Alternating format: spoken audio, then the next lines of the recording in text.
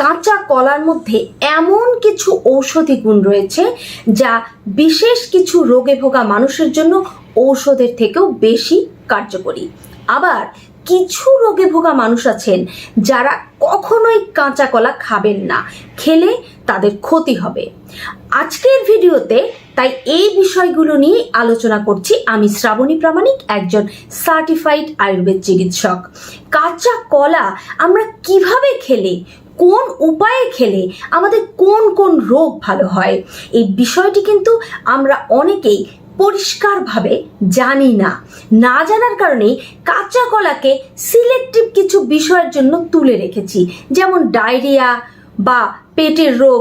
তখন আমরা কাঁচা কলা ভর্তা করে বা সেদ্ধ করে খাইয়ে থাকি, যেন তার মলটা দৃঢ় হয়, অর্থাৎ তার পাতলা পায়খানা বা ডায়রিয়া বন্ধ হয়ে যায়। এই ধরনের সিলেক্টিভ রোগের জন্যই কি শুধু কাঁচা কলা? আসলে কিন্তু তা নয়। কাঁচা কলার মধ্যে এমন ঔষধি গুণ রয়েছে যা বিশেষ করে হাই ব্লাড প্রেশারের রোগীরা অবশ্যই খাবেন। কেন খাবেন? কারণ কাঁচা কলার মধ্যে প্রচুর পরিমাণে রয়েছে পটাশিয়াম। আমরা সবাই জানি যে পটাশিয়াম রক্তচাপকে নিয়ন্ত্রণ করে, তাই ব্লাড প্রেশারের রোগে ভোগা মানুষদের জন্য কাঁচা কলা বিশেষভাবে জরুরি। অন্যদিকে পটাশিয়াম ছাড়াও কাঁচা কলাতে রয়েছে প্রচুর পরিমাণে ফাইবার কি করছে? সহজভাবে যদি বলি, ফাইবার থাকার কারণে এই কাঁচা কলা আমাদের শরীরের যে সুগার তাকে হঠাৎ করে বাড়িয়ে দিচ্ছে না। আমরা যে প্রতিনিয়ত শর্করা জাতীয় খাবারগুলো খাচ্ছি, এই শর্করা জাতীয় খাবারের সঙ্গে আমরা যদি কাঁচা কলা একবেলা বা দুই বেলার খাবারে রাখতে পারি, তাহলে এই কাঁচা কলা আমাদের শরীরের অতিরিক্ত সুগারকে শোষণ করবে এবং এই কার্বোহাইড্রেটের যে পরিমাণ, এটা ধীরে ধীরে আমাদের রক্তে মিশবে। ফলে হঠাৎ করে সুগার বেড়ে যাওয়া বা স্পাইক করার মতো ঘটনা ঘটবে না। কাঁচা কলার মধ্যে ব্লাড সুগার কমানোর জন্য আরও রয়েছে লো গ্লাইসেমিক ইন্ডেক্স, প্রায় 40 নিচে। অন্যদিকে এই পাকা কলা যদি আমরা খাই, তাহলে তার গ্লাইসেমিক ইন্ডেক্স হয়ে যায় 60-এর ওপরে। অর্থাৎ ডায়াবেটিসের রোগীরা পাকা কলাটা অ্যাভয়েড করেন প্রতিনিয়ত, কিন্তু আপনি কাঁচা কলা খান একজন ডায়াবেটিসের রোগী হিসেবে, আপনার ব্লাড সুগার যেমন কন্ট্রোলে থাকবে, তেমনি আপনার হার্ট থাকবে নিরাপদে। আপনার ব্লাড প্রেশার কখনো লাগাম ছাড়া হবে না। প্রায়শই দেখবেন যে কারো ডায়াবেটিস এবং ব্লাড প্রেশার বেশি একই সঙ্গে, তাহলে তিনি নিশ্চিন্তে কাঁচা কলার উপরে ভরসা করতে পারেন। আরেকটি গুরুত্বপূর্ণ বিষয় হলো যে কাঁচা কলার মধ্যে রেজিস্ট্যান্ট স্টার্চ রয়েছে। এই স্টার্চ যখন আমাদের শরীরে যায়, তখন এটা সহজে ব্রেকডাউন হয় না। ফলে কি হয় যে আমাদের সুগারটা খুব দ্রুত বেড়ে যায় না, এটা ধীরে ধীরে রক্তে মেশে। অন্যদিকে এই রেজিস্ট্যান্ট স্টার্চ কি করছে? আমাদের ইনসুলিন রেজিস্ট্যান্সের প্রবণতাকে কমিয়ে আনছে।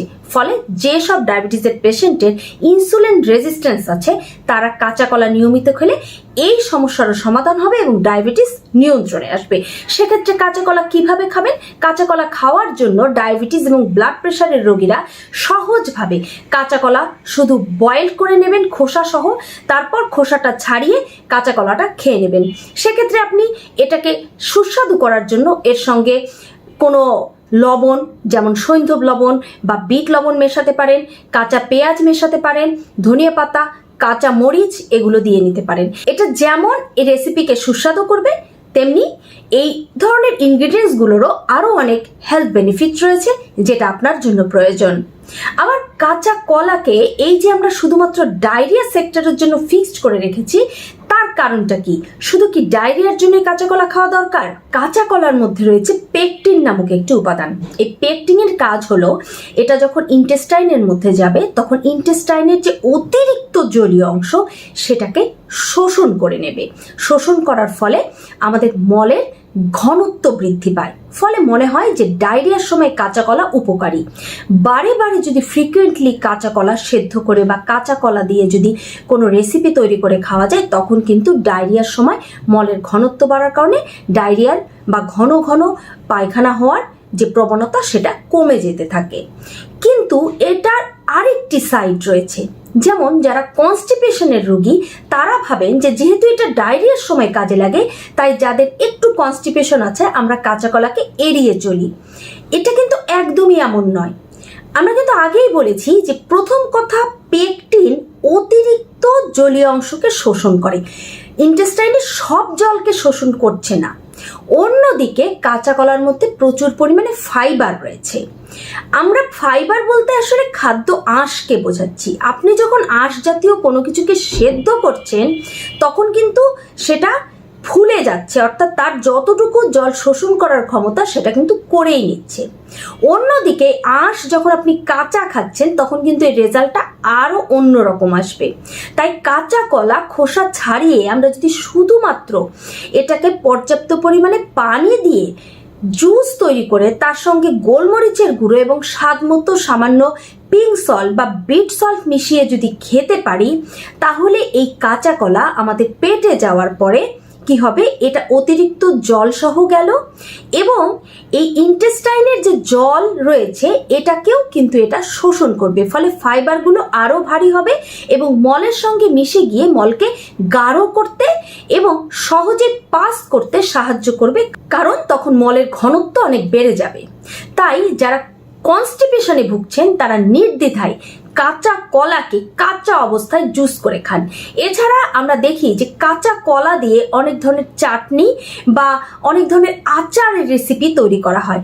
আমার মনে হয় যেহেতু ওই ধরনের আচার বা চাটনি তৈরি করতে গেলে প্রচুর পরিমাণে স্পাইসিস ব্যবহার করতে হয়, তাই সেটা না করে সহজভাবে যারা কনস্টিপেশনে ভুগছেন তারা এইভাবে জুস করে খাবেন। অন্যদিকে যেসব মানুষের হজম শক্তি কম তারা নিয়মিত কাঁচা কলা খাবেন। কাঁচা কলার মধ্যে যে স্টার্চ রয়েছে, এই স্টার্চ যখন আমাদের গাটের মধ্যে যাবে তখন গাটে গুড ব্যাকটেরিয়ার সংখ্যা বাড়িয়ে দিবে। এই গুড ব্যাকটেরিয়া কি করবে, আমাদের শরীরে প্রোবায়োটিক হিসেবে কাজ করবে, ফলে আপনার হজম ক্ষমতা আরো বেড়ে যাবে। আপনি নিয়মিত কাঁচা কলা খেয়ে দেখুন, আপনার হজম ক্ষমতার সমস্যা যে ছিল এটা আপনি কখনো বুঝতেই পারবেন না। সেক্ষেত্রে আপনি কাঁচা কলা, কনস্টিপেশন যদি থাকে তাহলে শুধুমাত্র কাঁচা জুস করে খাবেন। যদি আপনার মনে হয় যে আপনার ইরিটেবল বাউল সিনড্রোম বা আইবিএস এর মতো সমস্যা রয়েছে, কখনো আপনার লুজ মোশন, কখনো কনস্টিপেশন, কখনো ডিসেন্ট্রি টাইপ আপনার মলত্যাগ হচ্ছে, সেক্ষেত্রে আপনি কাঁচা কলা অবশ্যই খোসা ছাড়িয়ে সেদ্ধ করে খাবেন। এই সব কিছু বললাম কাঁচা কলার উপকারিতার কথা। এখন বলবো যে কোন ধরনের রোগে ভোগা মানুষজন আছেন যারা কাঁচা কলাকে অ্যাভয়েড করে চলবেন। তার মধ্যে প্রথমে আছে হাইপার ক্যালেমিয়া। হাইপার ক্যালেমিয়া হচ্ছে যাদের শরীরে পটাশিয়ামের মাত্রা এমনিতেই বেশি। যদি আপনার ক্ষেত্রে এমন হয় যে আপনার রক্তে পটাশিয়ামের মাত্রা সবসময় বেশি থাকে, তাহলে আপনি পারতপক্ষে কাঁচা কলা খাবেন না। অন্যদিকে যাদের কিডনিতে কোনো সমস্যা রয়েছে, যাদের ক্রিয়েটিনিনের মাত্রা বেশি, তারা কাঁচা কলাকে অ্যাভয়েড করুন, কারণ কাঁচা কলাতে পটাশিয়ামের মাত্রা বেশি, এটা কিডনির জন্য ক্ষতিকর। অন্যদিকে যাদের লো ব্লাড প্রেশার, তারাও কাঁচা কলা খাওয়ার সময় কয়েকবার ভাববেন এবং কাঁচা কলা খেলে তার সঙ্গে এমন কিছু খাবার রাখবেন যাতে এই কাঁচা কলার অতিরিক্ত পটাশিয়াম আবার আপনার শরীরে ব্লাড প্রেশারকে কমিয়ে না দেয়। কাঁচা কলার মধ্যে যে ইনগ্রেডিয়েন্টস রয়েছে তা আসলে ব্লাড প্রেশারকে নিয়ন্ত্রণ করে, কম করে। এছাড়া এমন কিছু মাইগ্রেনের পেশেন্ট আছেন যে কাঁচা কলা খাওয়ার সঙ্গে সঙ্গে তাদের মাইগ্রেনের পেইন শুরু হয়ে যায়। যদি আপনার ক্ষেত্রে এমন কখনো বুঝতে পেরেছেন যে কাঁচা কলা খেলে আপনার মাথা ব্যথা শুরু হয়, আপনি কাঁচা কলা খাবেন না। আবার কাঁচা কলা কোনো কোনো মানুষের শরীরে অ্যালার্জিক ইনফ্লামেশন তৈরি করে। যদি আপনার ক্ষেত্রে হয় যে কাঁচা কলা খেয়ে আপনার র্যাশ অ্যালার্জি বেড়ে গিয়েছে, কাঁচা কলা যদি আপনার অ্যালার্জি তৈরি করে, আপনি কাঁচা কলা খাবেন না। এই ছিল কাঁচা কলা কারা খাবেন না সেই বিষয়ে গুরুত্বপূর্ণ কিছু তথ্য, কারণ আমরা অনেকে এগুলো জানি না। ফলে কাঁচা কলা কখন খেতে হবে, কখন খাবো না, এই বিষয়টি সম্পর্কে যদি স্পষ্ট ধারণা থাকে, আমার মনে হয় কাঁচা কলা কখনোই কাঁচকলা হয়ে উঠবে না। ভিডিওটি ভালো লাগলে কিন্তু শেয়ার করবেন, সেই সঙ্গে নিজের জীবনে এর অ্যাপ্লাই করবেন।